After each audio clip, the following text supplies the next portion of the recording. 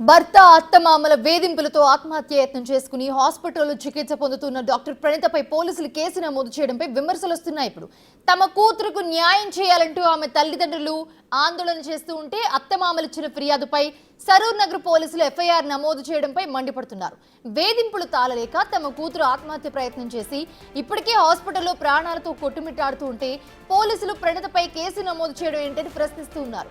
ఈ నెల 28న డాక్టర్ ప్రణీత ఆత్మహత్య యత్నం చేయడంతో ఆమె కుటుంబ సభ్యులు ప్రణీత అత్తమామలపై దాడి చేశారు. ఈ విషయంలో ప్రణీత అత్త స్వరూప ఫిర్యాదుపై కేసు నమోదు చేసినట్లుగా తెలుస్తోంది. అయితే ఈ కేసులో ప్రణీత తల్లి బంధువులపై కేసు నమోదు కావడంతో బాధితురాలు ప్రణీతపై పోలీసులు ఎఫ్ఐఆర్లో A6గా ఆమె పేరు నమోదు చేశారు.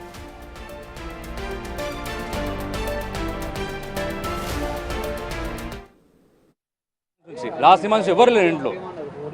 మళ్ళీ ఒక 2 months తర్వాత వాళ్ళు వచ్చేసి ఏమంటారు అంటే, ఇప్పుడు అమ్మాయిని రోజు మీరు వీడియో చూసినాం కూడా, ఓ రోజు కొట్టడం, ఒక రోజు మామ కొట్టడం, ఓ రోజు అత్త కొట్టడం, ఇంకోటి పని మనుషులు పేడు పని మనుషులు వాదం కొట్టేయడం, తీవ్ర అవమానాలకు గురి చేయడం, బర్త్డే రేపనంగా ఒక రోజు నైట్ మొత్తం వచ్చేసి నువ్వు జావే, నువ్వు బతికుండే ఏం లాభం నీకు.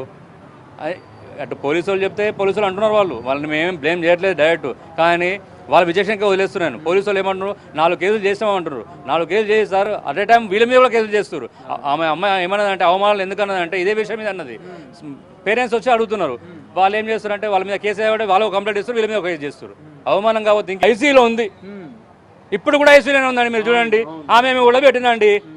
ఇది మన వ్యవస్థ. నేను ఎవరి మీద పోలీసులు చాలా నిజాయితీగా ఉన్నారు. ఇంటర్వ్యూ ఇచ్చారు, పోలీసుల మీద ఆరోపణలు అవాస్తవం అంట. అవునండి, అవాస్తవమే, మేము పిచ్చోళ్ళమండి, ఇది మాత్రం కరెక్ట్ అండి. A6 ఎవరండి? ప్రణీతా రెడ్డి అంట. ఇదే అంశానికి సంబంధించి మరిన్ని అప్డేట్స్ అందించడానికి సాగర్ అందుబాటులో ఉన్నారు.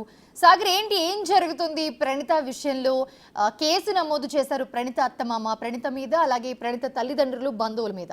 సో వీళ్ళు రియాక్ట్ అవుతున్నారు, అలా ఎలా చేస్తారు అని చెప్పి. సో ఏంటి అసలు ఏం జరుగుతుంది? ఎక్కడి వరకు వచ్చింది కేసు? మోనిషా, సంచలనం సృష్టించినటువంటి డాక్టర్ ప్రణీత కేసులో ఇప్పటికే అత్తామామలు భర్త వేధిస్తున్నారంటూ ఆమె ఆత్మహత్యయత్నం చేసుకుని జీవన్ హాస్పిటల్లో ప్రాణాలతో కొట్టుమిట్టాడుతుంది, ఐసీయూలో ఉంది.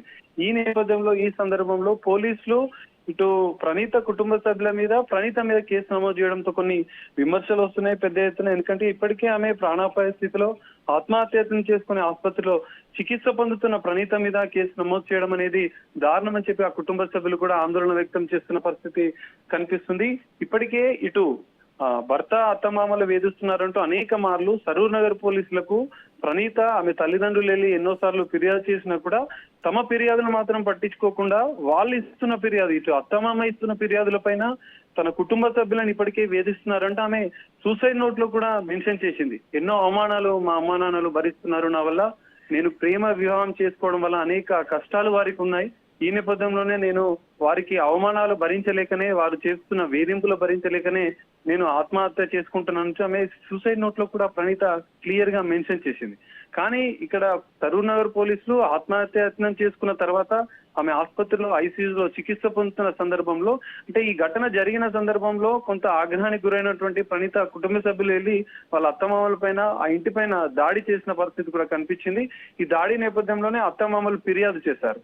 కానీ ఫిర్యాదు చేసినప్పటికీ ఒక ఆత్మహత్యయత్నం చేసుకున్న బాధితురాల మీద కేసు నమోదు చేయడం అనేది కొంత వివాదాస్పదంగా మారింది. ఈ నేపథ్యంలో సరూర్ నగర్ పోలీసులు ఈ ఎఫ్ఐఆర్ నమోదు చేసి ఇటు తల్లిదండ్రులతో పాటుగా ప్రణీతను అందులో A6గా నమోదు చేసిన పరిస్థితి కనిపిస్తుంది.